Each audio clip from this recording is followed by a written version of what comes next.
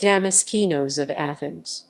Archbishop Damaskinos Papandreou, 3 March 1891 – 20 May 1949, was the Archbishop of Athens and all Greece from 1941 until his death. He was also the regent of Greece between the pull-out of the German occupation force in 1944 and the return of King George II to Greece in 1946.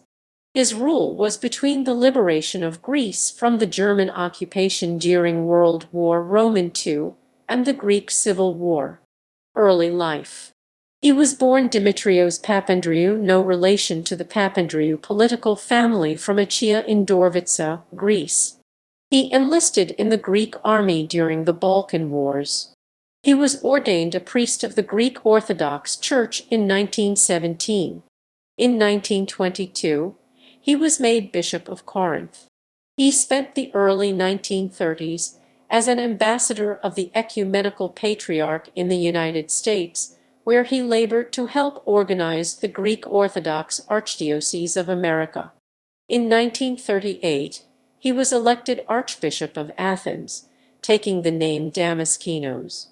Ioannis Metixis, dictator of Greece at the time, objected to Damaskinos and forced the cancellation of his election and the appointment of Metropolitan Chrysanthus to the post.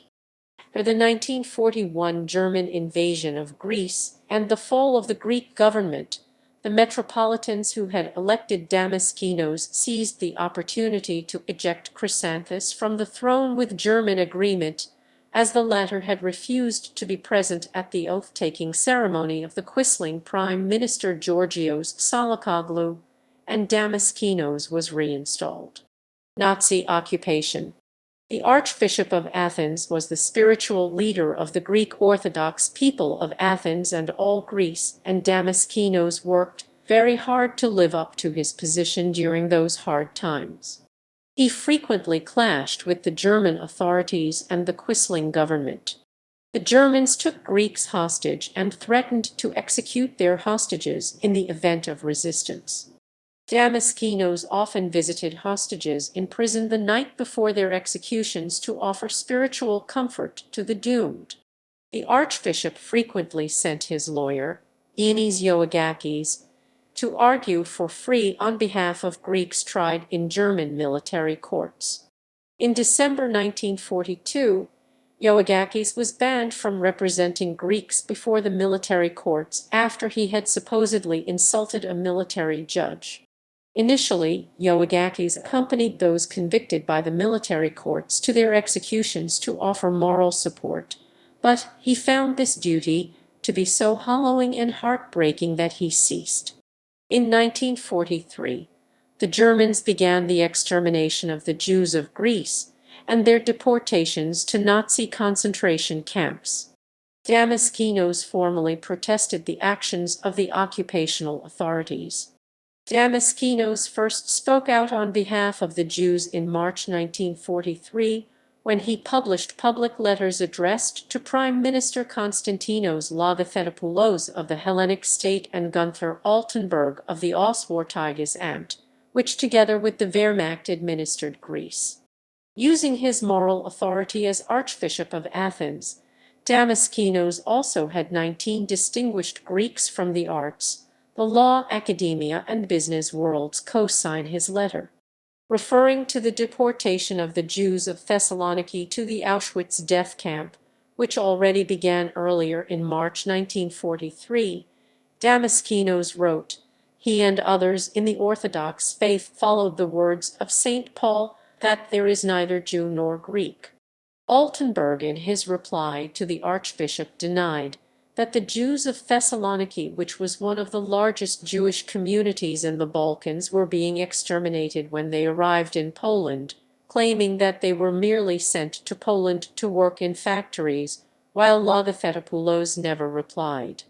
According to the International Raoul Wallenberg Foundation, the appeal of Damaskinos and his fellow Greeks is unique, as no document similar to the protest against the Nazis during World War II has come to light in any other European country.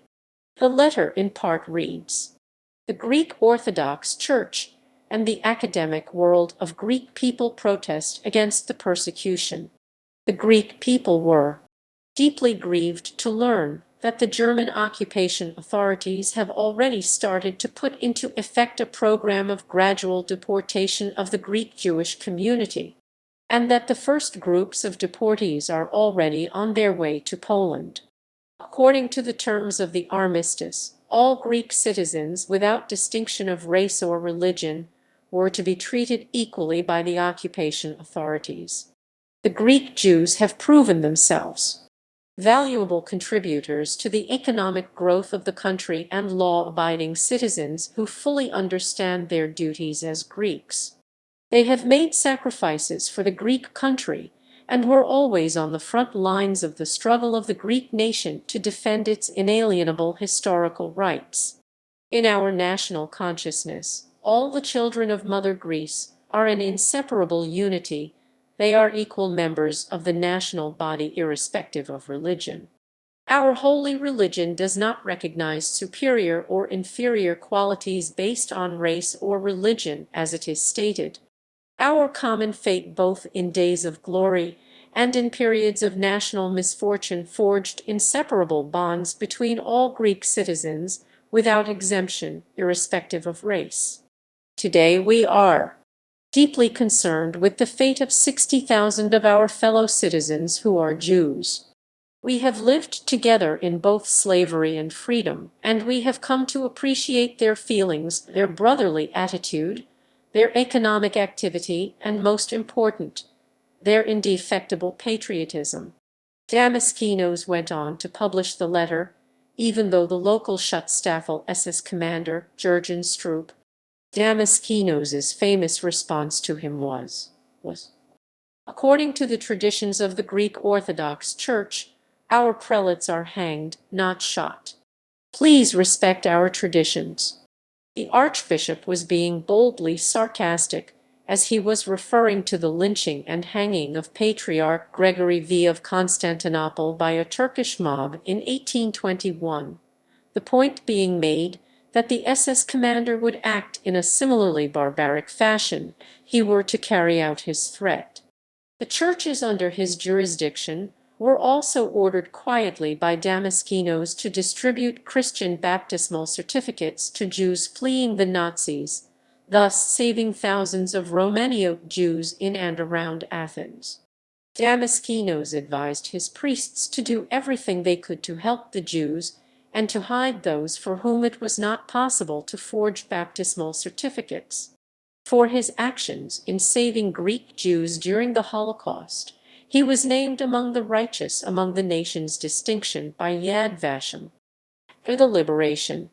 After the occupation ended, Damaskinos was proclaimed regent of Greece until a referendum to be held for the return or not of King George Roman II from exile.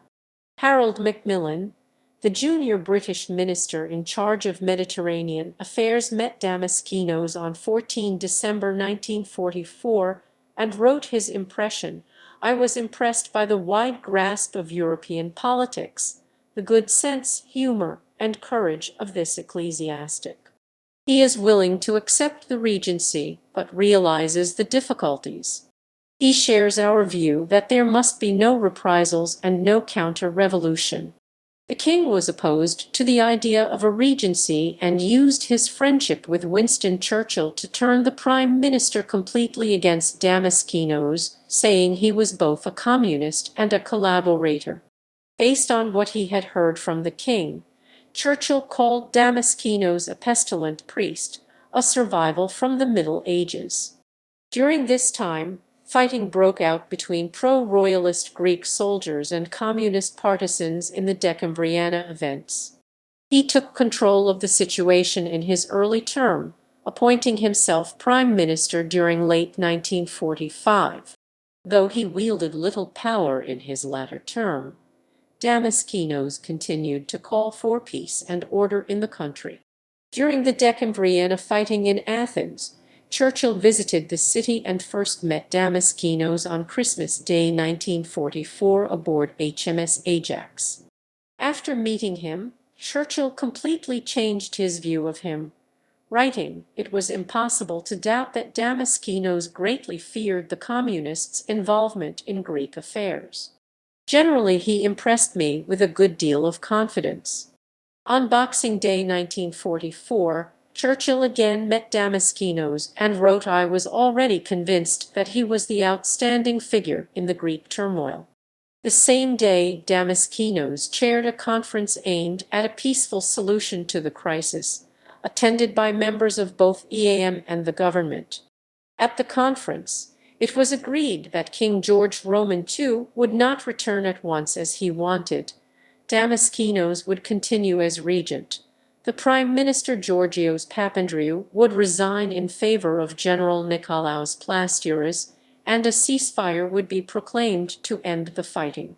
On 3 January 1945, Damaskinos swore in a new government headed by Plastouras, which was described as wholly Republican and moderately left-wing.